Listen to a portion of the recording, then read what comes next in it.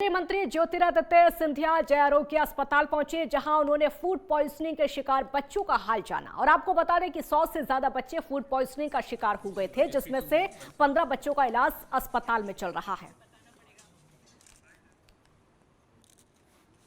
मुझे इस बात की संतुष्टि है कि हम सब स्वस्थ होने के रास्ते पे रूप से सक्षम का विशेष जानने की कोशिश की और नौजवान रूप से स्वस्थ हो जाएंगे, इसका पूर्ण आशा मुझे है। हमारे करीब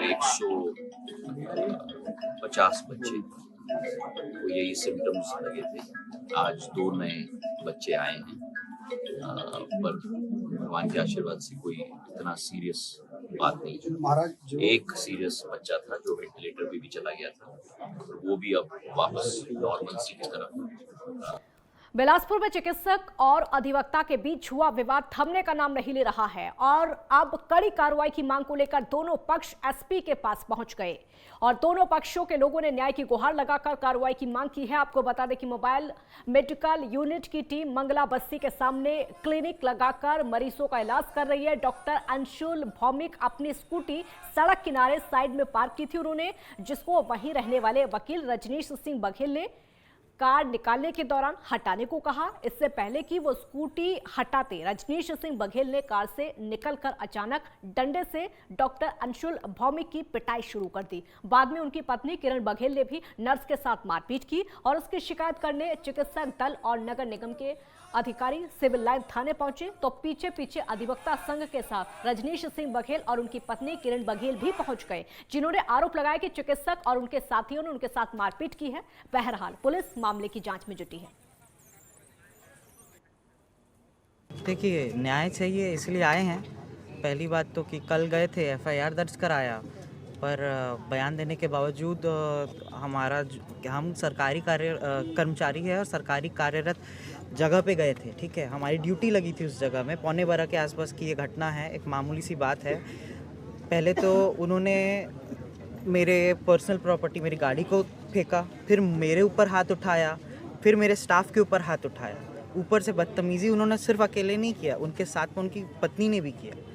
इस बात में मतलब ना उनके ऊपर अभी तक कोई एक्शन दिख रहा है, ना उनकी वाइफ के ऊपर दिख रहा है। हम लोग जो हैं, जो ड्यूटी करने गए हैं, हमको क्या है कि हम जाके हमारी कोई ऐसे तो है नहीं, हम जाके वहाँ पे अपना काम करने गए हैं। वहाँ पे कोई इंसान आके अगर अपना तानाशाही दिखाएगा, दादागिरी दिखाएगा, बोलेगा कि ये है वो है, तो भाई ये तो भाई हम पे नहीं, ये सरकार पे हमला है उनका। ठीक है, वो क्या बताना चाह रहे हैं, वो क्या करना चाह रहे हैं। हमारे हाई कोर्ट बार एसोसिएशन के वाइस प्रेसिडेंट और ex deputy advocate general Shri Rajneesh Singh Baghel ji के साथ कल वो जब कोर्ट के टाइम में अपने घर से निकल रहे थे, जॉय रेसिडेंसी मंगला से, तो जैसा रोज़ जाते हैं कोर्ट जाने के लिए निकल रहे थे, तो बीच रास्ते में किसी की गाड़ी खड़ी हुई थी। स्वाभाविक तौर पर उन्होंने सुरक्षाकर्मी को बोला कि गाड़ी हटा दो करके। जिनकी गाड़ी थी वो उन्होंने विवाद करना शुरू कर दिया। उस बात को लेकर लड़ाई झगड़ा किया, मारपीट किया। उस बात को लेकर विवाद हुआ और उसी विवाद पर हम चाहते थे कि वहाँ पर उस विवाद का निराकरण हो जाए, लेकिन वो पक्ष जाके और अपने बड़े अधिकारियों को सामने लाकर उन्होंने अधिवक्ता महोदय के खिलाफ, उनकी पत्नी के खिलाफ, जो उसमें इन्वॉल्व भी नहीं थी, उनके खिलाफ एफआईआर करवा दिया। सिविल लाइन थाने में कल एक वकील और डॉक्टर्स की टीम के बीच मारपीट का मामला सामने आया था, जिसमें एक वीडियो भी वायरल हुआ है। उसके बाद वकील पक्ष भी पहुंचा था कि उनके साथ भी मारपीट हुई है, तो उसमें भी एफआईआर हुआ है और डॉक्टर्स पे असॉल्ट करने वाले की शिकायत पे भी एक एफआईआर दर्ज हुआ है। आज दोनों पक्ष से प्रतिनिधिमंडल आया था, जो ये मांग कर रहे थे कि घटना की निष्पक्ष जांच हो, जिसके लिए मैंने उनको आश्वासन दिया है कि जो भी इसमें घटना में तथ्य पाए जाएंगे, उसी के आधार पर एफआईआर में कार्रवाई की जाएगी। एक ब्रेक ले, यहाँ रुकेंगे, जल्द लौटेंगे।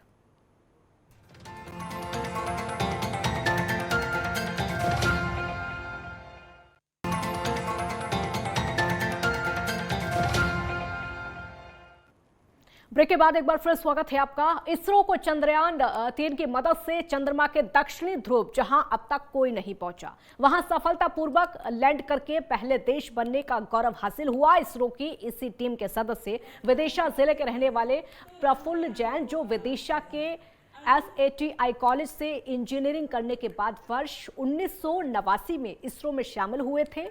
तब से ही वहां पर काम कर रहे हैं। चंद्रयान की सफलता के बाद व्यापार एवं उद्योग मंडल के प्रदेश अध्यक्ष राजेश जैन और उनके सदस्य द्वारा रविंद्रनाथ टैगोर ऑडिटोरियम में उनका भव्य स्वागत किया गया, सम्मान किया गया। और उसके पहले कई स्कूलों के विद्यार्थियों द्वारा एक सेमिनार का भी आयोजन किया गया, जिसमें विद्यार्थियों ने अंतरिक्ष, इसरो और चंद्रयान विक्रम लैंडर समेत अन्य विषयों को लेकर कई सवाल किए और उन रोचक सवालों का रोचक जवाब भी मिला। वहीं प्रफुल्ल जैन ने भी इसरो में काम करने के अपने अनुभव के बारे में अपनी बात रखी। विदिशा की मिट्टी और बेतवा के पानी से तो हम बचपन ही मेरा यहाँ पे जन्म मेरा गंजबासौदा में हुआ। यहीं मैं पला बढ़ा। प्राथमिक शिक्षा, माध्यमिक शिक्षा और हाई स्कूल की शिक्षा गंजबासौदा से मैंने की। इसके बाद फिर SATI में से मैंने इंजीनियरिंग की। तो विदिशा से तो बहुत लंबा मेरा लगाव रहा ही है। और मेरे माता और पिता यहाँ पे गंजबासौदा में थे। बासुदा में वो कॉलेज में प्रोफेसर थे और वहीं से वो रिटायर भी हुए। यहाँ पिछले 10 साल के पहले तक तो वो गंजबासुदा में ही थे। आज भारतीय उद्योग व्यापार मंडल मध्य प्रदेश और पूरे शहर के आप और हमने हमारे देश का गौरव, हमारे ज़िले का गौरव SATI से pass out doctor Praful Jain in ISRO director जो है उनका यहाँ सम्मान समारोह रखा गया है। इससे पहले 1 घंटे उनने विदिशा के विभिन्न स्कूल कॉलेज के बच्चों को यहाँ मार्गदर्शन दिया। बच्चों ने बहुत अच्छे क्वेश्चन आंसर करे, उन्होंने हर क्वेश्चन आंसर का बहुत जवाब दिया। इसके बाद ये सम्मान समारोह हमारा आयोजित है और हमारे लिए बड़ा गौरव है कि आज हम उनका सम्मान कर रहे हैं। सामाजिक न्याय एवं अधिकारिता मंत्रालय और छत्तीसगढ़ शासन के समाज कल्याण विभाग द्वारा नशा मुक्त भारत अभियान चलाया जा रहा है और उसी कड़ी में आज जिले में नशे से दुष्परिणामों से लोगों को जागरूक करने के साथ ही रथ को महापौर रामशरण यादव ने जिला कार्यालय परिसर से हरी झंडी दिखाकर रवाना किया।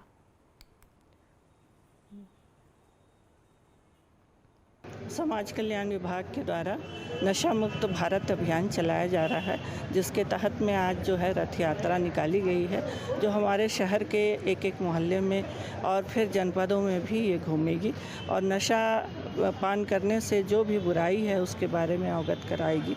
इस प्रकार प्रचार प्रसार होने से हम समझते हैं कि समाज को कुछ फ़ायदा होगा और नशा मुक्त करने में हमारा योगदान रहेगा। एक ब्रेक ले, आप रुकेंगे, जल्द लौटेंगे।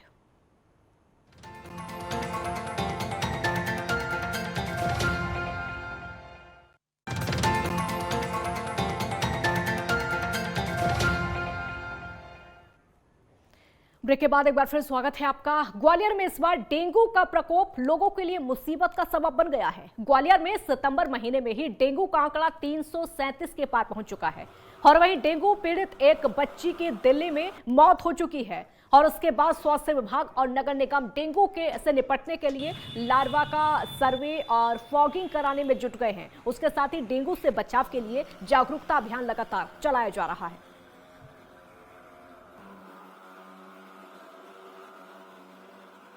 कल 15 केसेस निकले हैं हमारे यहाँ शहर में और बाकी 300 के आसपास केस हो गए हैं और कंट्रोल में चल रहे हैं सभी। हमारे यहाँ कोई बहुत ज़्यादा अभी एक डेथ भाई हुई थी जो पहले बहुत पहले, वो भी अब सब बढ़िया कंट्रोल में है। हम पूरी टीम है हमारी शहर के अंदर, हर वार्ड में टीम लगी हुई है और टीम जा कर के लार्वा का सर्वे कर रही है, वनस्टीकरण कर रही है, फॉगिंग कर रही है, स्प्रे कर रही है, कीटनाशक दवाइयों का छिड़काव किया जा रहा है। सब तरीके से हमारा जो है ना अभी स्थिति कंट्रोल में है।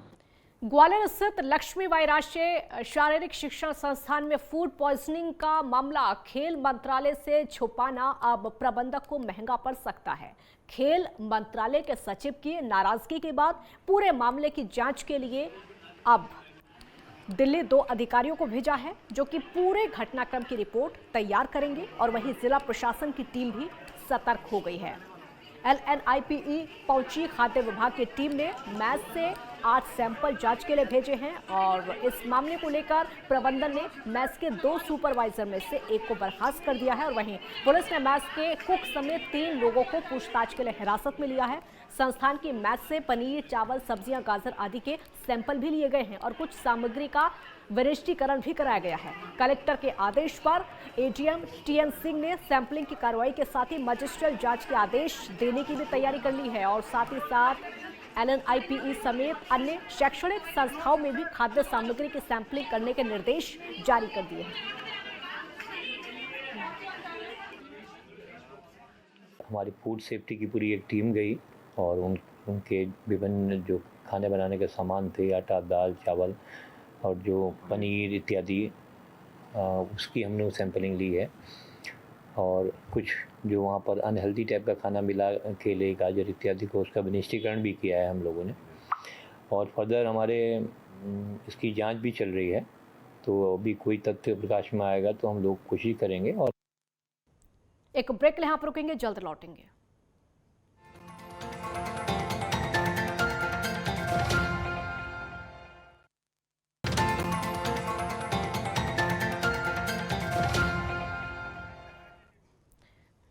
ब्रेक के बाद एक बार फिर स्वागत है आपका। जबलपुर पहुंचे केंद्रीय मंत्री अनुराग ठाकुर ने दिल्ली के मुख्यमंत्री अरविंद केजरीवाल पर जमकर निशाना साधा। उन्होंने कहा कि पहले केजरीवाल भ्रष्टाचार के खिलाफ धरने पर बैठते थे, लेकिन अब भ्रष्टाचारियों को बचाने के लिए धरने पर बैठ रहे हैं। देखिए, राजनीति में आने से पहले अरविंद केजरीवाल और आम आदमी पार्टी जब नहीं बनी थी तब इन्होंने कहा था इंडिया अगेंस्ट करप्शन। ये अरविंद केजरीवाल जी उनके साथी कांग्रेस के भ्रष्टाचार के खिलाफ धरने पर बैठते थे। अब अरविंद केजरीवाल जी अपने भ्रष्ट साथियों को बचाने के लिए धरने पर बैठते हैं। यही बदलाव है। सत्ता में आने से पहले, राजनीति में आने से पहले कहते थे कि इस कुर्सी में कोई खोटे जो बैठता है उसको भ्रष्टाचारी हो जाता है। तो अरविंद केजरीवाल जी ने वो सिद्ध किया है, बैठे हैं और भ्रष्टाचार ही किया है। राहुल गांधी के मध्य प्रदेश और छत्तीसगढ़ में जीत के दावे पर अब केंद्रीय मंत्री ज्योतिरादित्य सिंधिया ने बड़ा बयान दिया। उन्होंने कहा कि भारतीय जनता पार्टी जनता के आशीर्वाद में विश्वास रखती है। मध्य प्रदेश में बीजेपी की पूर्ण बहुमत की सरकार बनेगी। लोग तो दावा करने वाले होते हैं और कुछ लोग जनता में विश्वास रखते हैं। भारतीय जनता पार्टी जनता के आशीर्वाद में विश्वास रखती है और मध्य प्रदेश में भारतीय जनता पार्टी की सरकार जनता के आशीर्वाद के आधार पर पूर्ण बहुमत के साथ बनेगी। बहुत बहुत धन्यवाद। चलिए, मध्य प्रदेश प्रदूषण नियंत्रण बोर्ड ने ग्वालियर में 12 अस्पतालों को बंद करने के संबंध में अब नोटिस जारी कर दिया है। क्षेत्रीय अधिकारी ऋषिराज सिंह सेंगर के मुताबिक जिन अस्पतालों में ईटीपी नहीं है, बायोमेडिकल वेस्ट के निस्तारण यानी कि डिस्पोजल की व्यवस्था नहीं है और प्रदूषण नियंत्रण बोर्ड से अनुमति भी प्राप्त नहीं है, ऐसे 12 अस्पतालों को बंद करने का नोटिस जारी किया गया है। देखिए, हॉस्पिटल्स के लिए सबसे ज़रूरी होता है जल अधिनियम, वायु अधिनियम के अंतर्गत बोर्ड से सम्मति लेना और बायोमेडिकल वेस्ट रूल्स 2016 है उनके तहत प्राधिकार लेना, ये अनिवार्य होता है। ये परमिशन की बात हो गई। दूसरी चीज़ होती है कि हॉस्पिटलों में जो दूषित जल निकलता है उसके लिए ईटीपी, एसटीपी की व्यवस्था होनी चाहिए। हॉस्पिटलों से जो बायोमेडिकल वेस्ट निकलता है वो बायोमेडिकल वेस्ट ऑथराइज्ड CBWTF के माध्यम से डिस्पोजल होना चाहिए। ये व्यवस्थाएं इन हॉस्पिटलों में नहीं थी, इसलिए हमने 12 हॉस्पिटल्स को नोटिस दिए हैं। इनके जवाब के इंतज़ार किया जाएगा एक निश्चित समयावधि तक और जवाब प्राप्त होने के बाद उसका परीक्षण करिए, इस पर आगे कार्रवाई सुनिश्चित की जाएगी। एक ब्रेक यहाँ पर रुकेंगे, जल्द लौटेंगे।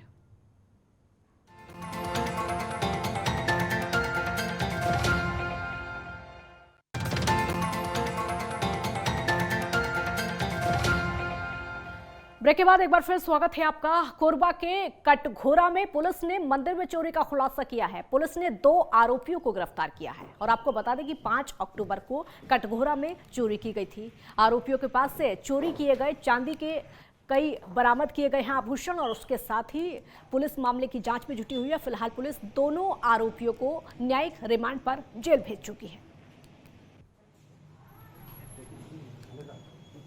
एक ब्रेक यहां पर रुकेंगे, जल्द लौटेंगे।